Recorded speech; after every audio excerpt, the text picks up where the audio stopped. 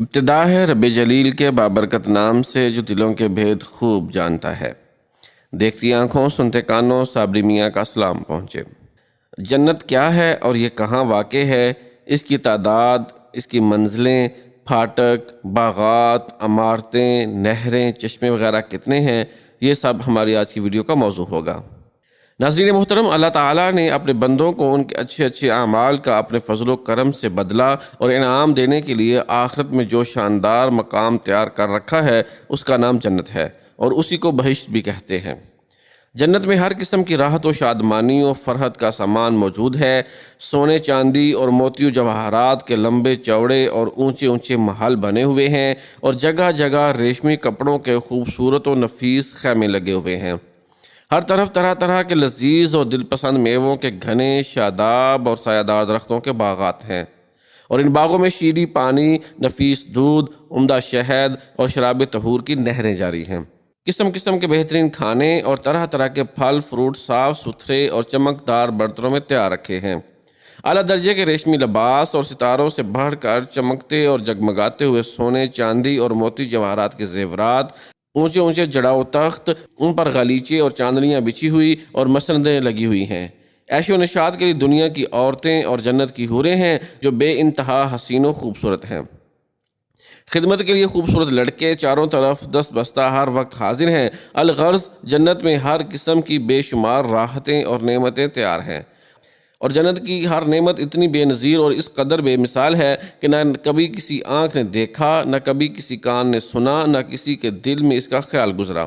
جنتی لوگ بلا روک ٹوک ان تمام نعمتوں اور لذتوں سے لطف اندوز ہوں گے، اور ان تمام نعمتوں سے بڑھ کر جنت میں سب سے بڑی نعمت یہ ملے گی کہ جنت میں جنتیوں کو خداوند قدوس عز و جل کا دیدار نصیب ہوگا۔ جنت میں نہ نیند آئے گی، نہ کوئی مرض ہوگا، نہ بڑھاپا آئے گا، نہ موت ہوگی۔ جنتی ہمیشہ ہمیشہ جنت میں رہیں گے اور ہمیشہ تندرست اور جوان ہی رہیں گے۔ اہل جنت خوب کھائیں پئیں گے، مگر نہ ان کو پیشاب پیخانہ کی حاجت ہوگی، نہ وہ تھوکیں گے، نہ ان کی ناک بہے گی۔ بس ایک ڈکار آئے گی اور مشک سے زیادہ خوشبودار پسینہ بہے گا اور کھانا پینا ہضم ہو جائے گا۔ جنتی ہر قسم کی فکروں سے آزاد اور رنج و غم کی زحمتوں سے محفوظ رہیں گے۔ ہمیشہ ہر دم اور ہر قدم پر شادمانی اور مسرت کی فضاؤں میں شاد و آباد رہیں گے، اور قسم قسم کی نعمتوں اور طرح طرح کی لذتوں سے لطف اندوز و محظوظ ہوتے رہیں گے۔ جنت کہاں ہے؟ اس کے بارے میں زیادہ صحیح قول یہ ہے کہ جنت 7ویں آسمان پر ہے، کیونکہ قرآن مجید میں ہے کہ عند سدرۃ المنتہیٰ عندہا جنت المأویٰ، یعنی سدرۃ المنتہیٰ کے پاس ہی جنت المأویٰ ہے۔ اور ایک حدیث میں آیا ہے کہ جنت کی چھت عرش پر ہے۔ جنتوں کی تعداد 8 ہے، جن کے نام یہ ہیں: دار الجلال، دار القرار، دار الاسلام، جنت العدن، جنت المأویٰ، جنت الخلد، جنت الفردوس اور جنت النعیم۔ حدیث شریف میں ہے کہ جنت کے 100 درجے ہیں، اور ہر 2 درجوں کے درمیان 100 برس کی راہ ہے۔ اور ایک حدیث میں یہ بھی آیا ہے کہ جنتی لوگ جنت کے بالا خانوں کو اس طرح دیکھیں گے جس طرح تم لوگ زمین سے مشرق یا مغرب میں چمکنے والے تاروں کو دیکھا کرتے ہو۔ حدیث شریف میں ہے کہ جنت کے پھاٹک اتنے بڑے بڑے ہیں کہ اس کے دونوں بازوؤں کے درمیان 40 برس کا راستہ ہے، مگر جب جنتی جنت میں داخل ہونے لگیں گے تو ان پھاٹکوں پر ہجوم کی کثرت سے تنگی محسوس ہونے لگے گی۔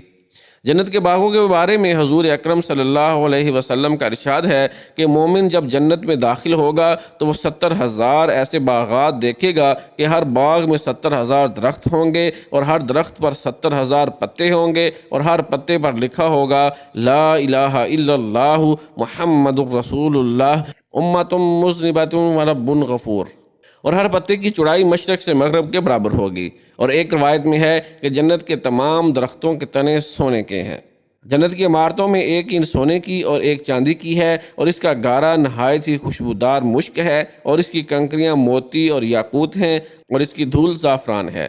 اور یہ بھی مروی ہے کہ بعض عمارتیں نور کی اور بعض یاقوت سرخ کی اور بعض زمرد کی ہیں۔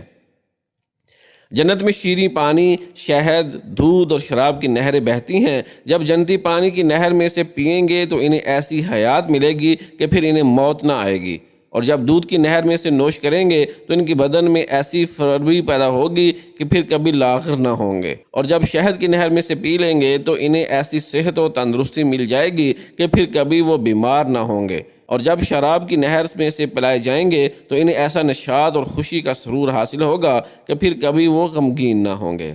یہ چاروں نہریں ایک حوض میں گر رہی ہیں جس کا نام حوض کوثر ہے، یعنی حوض حضور اکرم صلی اللہ علیہ وآلہ وسلم کا وہ حوض کوثر ہے جو ابھی جنت کے اندر ہے، لیکن قیامت کے دن میدان محشر میں لایا جائے گا، جہاں حضور اکرم صلی اللہ علیہ وسلم اس حوض سے اپنی امت کو سیراب فرمائیں گے۔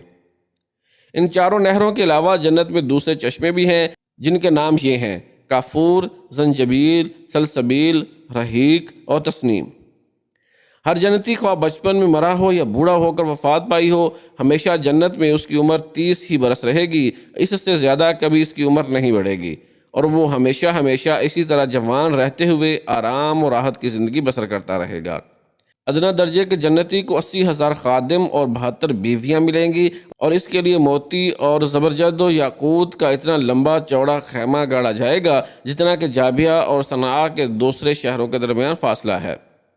جنت میں حوروں کا جلسہ ہوگا جس میں حوریں اور اس مضمون کا گانا سنائیں گی کہ ہم ہمیشہ رہنے والیاں ہیں تو ہم کبھی فنا نہ ہوں گی، ہم چین میں رہنے والیاں ہیں تو ہم کبھی غمگین نہ ہوں گی، ہم خوش رہنے والیاں ہیں تو ہم کبھی ناراض نہ ہوا کریں گی۔ مبارک باد ہے ان کے لیے جو ہمارے لیے ہوں اور ہم ان کے لیے ہوں۔